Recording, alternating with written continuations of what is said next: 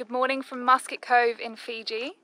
We had some very torrential rain last night, so got a few wet things that we weren't expecting to get wet, including the autopilot. Captain Jackson opened it to just fix a couple of buttons and then the rain got in, so something's going on there. It's happened before though, so we're hoping it will just dry out like last time and we can use it again. We're going sailing today. We're going to go up the Yasawa group islands. We haven't actually picked an island yet, but we're just going to sail up and see what looks nice and duck into the nearest, coolest anchorage that we find. We thought this would be a good opportunity to run you through our hits and misses of this adventure. We've bought our ex-charter boat, Finding Avalon, in Croatia about 16 months ago, and since then we've travelled 16,000 miles, and along the way we've been trying to dress her up as a Bluewater cruiser. She was very bare bones when we got her. And yeah, we've had some definite triumphs and we've had some definite fails, and we thought it would be good for you not to make the same mistakes as us and maybe get some inspiration from some of the things that we thought we did pretty well.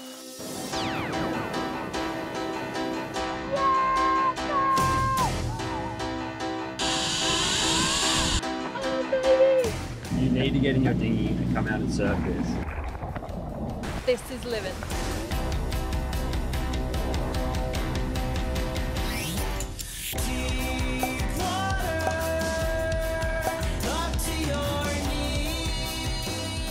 Alright, so miss number one was not installing a water maker. At the time when we bought the boat in Europe, it was obviously really accessible to just fill up with water at most marinas and fuel docks and things like that, and to obtain good quality water.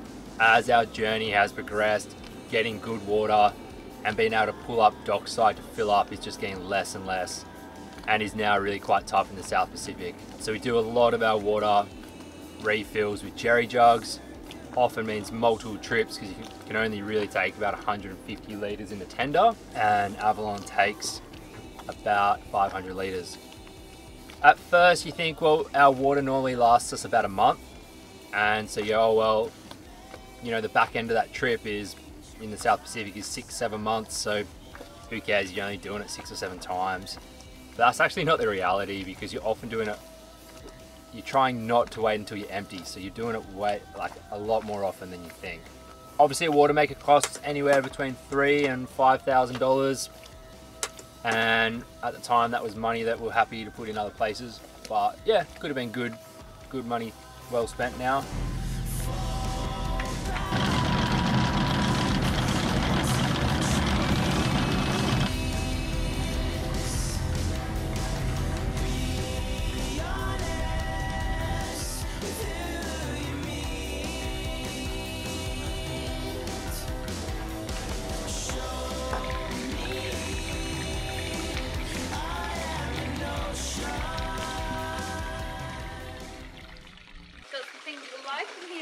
Yeah? Pineapple. Yeah, do. Did you get some bread? I did, yeah. Oh, well done. Get some cereal. You said you didn't want it. It's too expensive. I'm gonna make you some. So hit number one.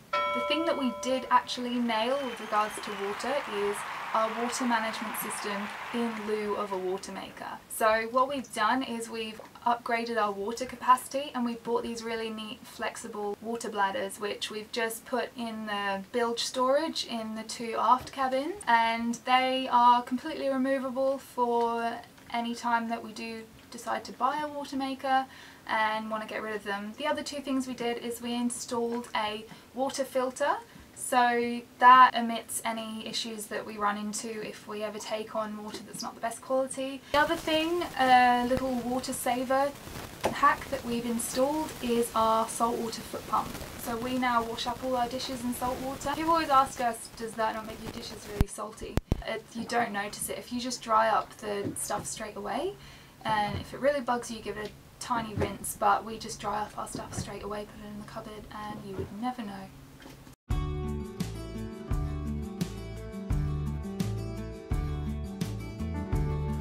You want me to wake up. Look at this. I'm in heaven. Jackson just got autopilot working again. He just put the display back together and it was working all fine. And then it just cut out and the boat swung around. We were headed straight for that reef. We were so close to it. Heart is in mouth right now. But I've been out for so long. So we're all filled up with water now, which is great. It wasn't that much of a palaver, but as you can see, we have to factor in about 45 minutes to an hour just to arrange that. That leads me to myth number 2.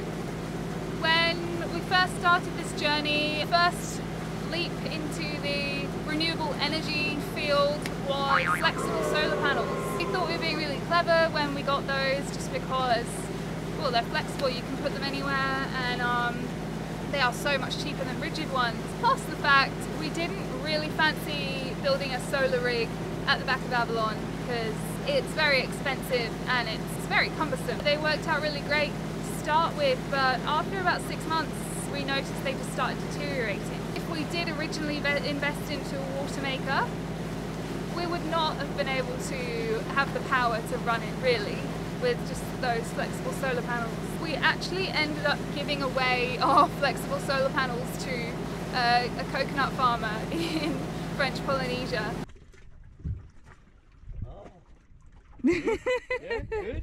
Yeah, they were working at about 40% capacity by the end of it, so yeah, we actually just ditched them and invested in a very large and very efficient rigid solar panel, and we wish we did that from the very beginning. So, hit number 2 was investing in this big rigid panel.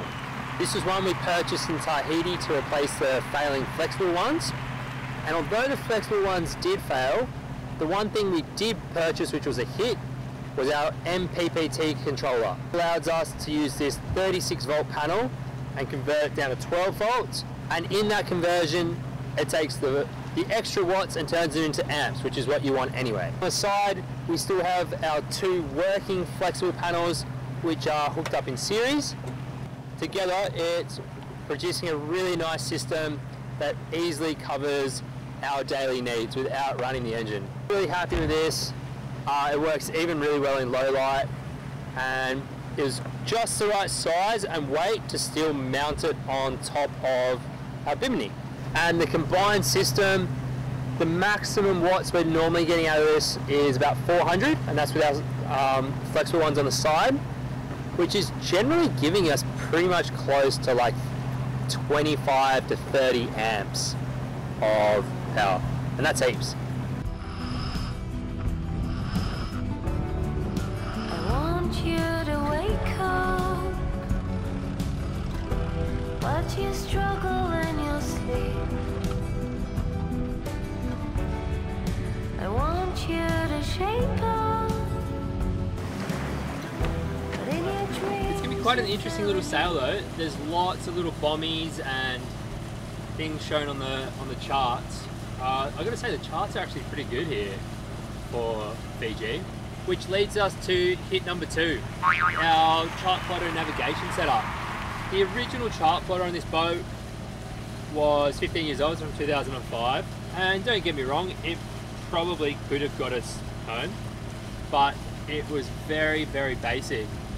So we upgraded that to a Raymarine Axiom display, which still ties in with all the old controllers and everything else, and the system. The thing I like about it is it's got the Wi-Fi, so you can connect your phone, your tablet, all that to it. It's also good to have on the phone if I'm even just in the bed or something like that. It means you don't have to get up.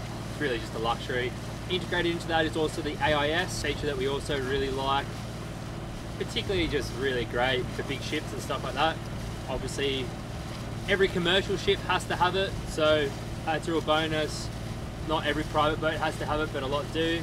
At least people can see you and you can see them.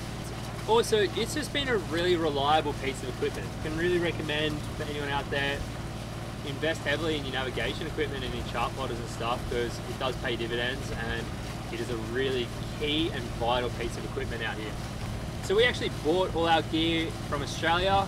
We bought it from BME Electrical, my mate Ruffy down there in Barrenjoey. There'll be a link below in the description to those guys. If you're in Australia and especially Sydney, I can really recommend their services. One reason I bought from Australia was that I knew who I was buying from, and I knew that they would always be able to answer my questions and give me help if anything went wrong. As opposed, you know, we bought the boat in Croatia. I didn't want to have to be trying to call or email people in Croatia trying to get information out of them. Also, knowing that we were coming back to Oz, and that all the products had, I think they've got a 3-year warranty, 2 to 3 year warranty. I knew that we'd be back in Oz within that time period, so if anything went wrong, it'd be really easy to swap that gear over, get it fixed. And also they were super helpful in saying that, you know, if things do go wrong, they'll just send out new pieces of equipment as we need and all that kind of stuff. So the reason I bought it back in Oz was for the customer service side. I did actually take it in all our hand luggage and got the GST back at the airport on all that equipment, which turned out to probably, I think it was like $4 grand worth of equipment. So the other bonus of buying a new chart plotter like we did was it also has the option, like, well, you can integrate it into the old system. It has so many features on it that really allow the boat to be upgraded in time. So if we wanted to, or the next owner wants to replace all this nav gear, replace the instruments, add fish finders or radars or cameras and all kinds of stuff, the new chart plotter can facilitate all that. I want you to wake up, but I've been up for so long. Got blows in your ears. So miss number 3 was probably not investing in a proper set of good cruising sails, and what I mean by that is more spinnakers. It'd be really nice to have a good size asymmetric or symmetrical spinnaker for the boat. We do actually have a small asymmetric spinnaker. It was given to us by Ollie and Charlie, and that's been a great little spinnaker, but we definitely need something bigger for this boat for light wind conditions. The other thing we did buy right back when in the Med was a storm jib. I still think it's a sensible idea to have, but it is a sail that we've never used. It cost us $1,000 and it's just sat in the back of the locker and has never been used. Of course, I mean, the day you got to use it is the day you're going to wish you had it, but maybe that money could have been better spent on some kind of bigger spinnaker. A day like today, we're only in about 6 knots of breeze, which we'll struggle to move along at like 1 knot, 2 knots. So we're just motor sailing today. Definitely be nice to have a big, probably asymmetric spinnaker today. Just for the angle we're doing, we're on about 120 degrees up to about 90 degrees beam reach. So also being from a bit more of a racing background, definitely there's a little bit of need for speed in me. I do like having sails and I do like boats going fast. And also just a challenge and the opportunity of trying different sail setups and using different things to get the boat going. So we think we found our island. There's another boat anchored over there, and we can see some really glowing white sand beaches, and the sailing conditions aren't that fun today, so we're quite happy to nip it in the bud. I think we've been travelling for about 9 miles. Had a bit of a swim actually, because it's stinking hot.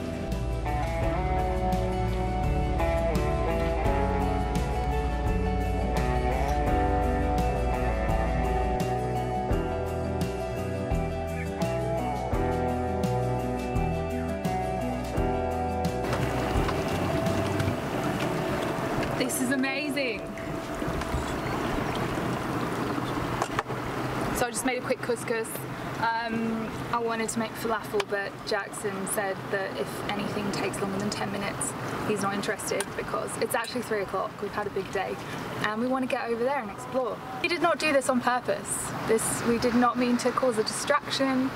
We're just 2 kids trying to film a video about the hits and misses of boat life. Yeah, we genuinely just stumbled upon this, and the other boat genuinely just left right on cue when we got here. We did a bit of Googling about this place, and it's actually Tom Hanks's island. This is where Castaway was filmed. And we did know that Castaway was filmed on one of these islands, and we knew that we would get to it eventually. We did actually want to come with some guests, and I did kind of say to myself before that if I ever went to Castaway Island, I would not shout Wilson because it's so cheesy, but it's actually really hard to resist the urge. Jackson's already done it twice and I can definitely feel one coming on later.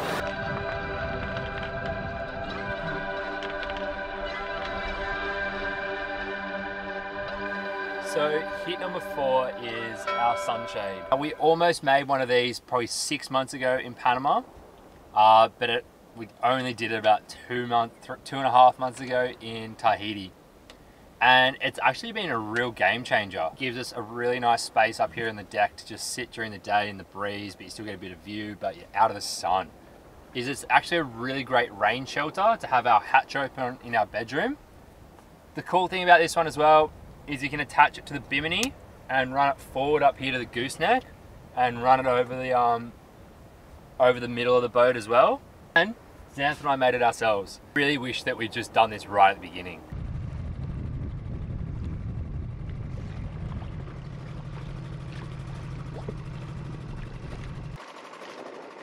So, miss number 3, the dinghy. Am I right? So for trips like this one, they're really short, it doesn't really matter, but if we wanted to go, say, over there, we'd really struggle. Susie's a little 6 horsepower 4-stroke. I bought it because it was kind of the most powerful 4-stroke but the lightest. Like, it was still only 22 kilos or something, so you could still easily move it around. It's been a super reliable engine. It's been awesome. It's just that, and for 2 of us, we get up on the plane, but as soon as we get any kind of weight in the boat, like dive gear or surfboards or anything like that, done. The boat won't plane and then it's just a waste of time. So, second time round, I would definitely invest in a more powerful outboard engine and probably a little bit more of a serious tender. And it really depends on what cruisers you are, really. If you're the cruiser that just loves a good anchorage and that's all you need, then you're fine. And we know cruisers like that, they have little rowboats. But we're a little bit too intrepid for our own good and we like to explore. Sorry, I'm so puffed from beaching the dinghy. Most of all, we like to go out and spearfish and freedive, kind of out to sea, and we like to go to surf spots, and our dinghy doesn't quite cut the mustard for a lot of places we'd like to go, so that's why we would prefer a more high-powered dinghy. I think a high-powered dinghy equals more freedom.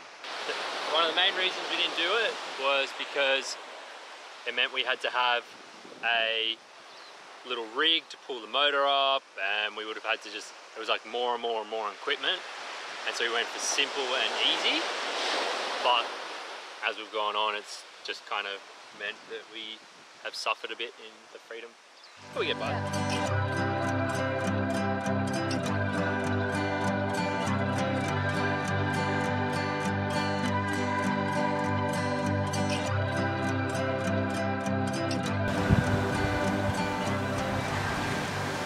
I think we should come back here with a bottle of rum and your coconut tree climbing shoes.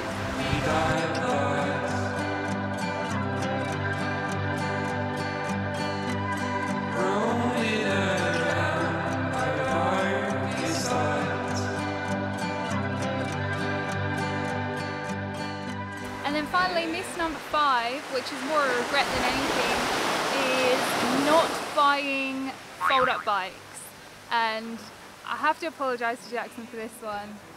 He wanted to do it very early on in the trip, even before we arrived at the boat, and I completely bulldozed the idea because I thought they'd get rusty and just be really annoying and take up lots of space. But we've met lots of cruisers along the way that have them, and turns out we're really jealous of them because they can just nip around. To be honest, the fold-up bike thing, it ain't no thing when we get to an island like this because you can just wander around and enjoy it by foot. But more often than not, we do get to places that are a little bit bigger than this, a bit more built up with roads, and we would really enjoy having a bike to get around.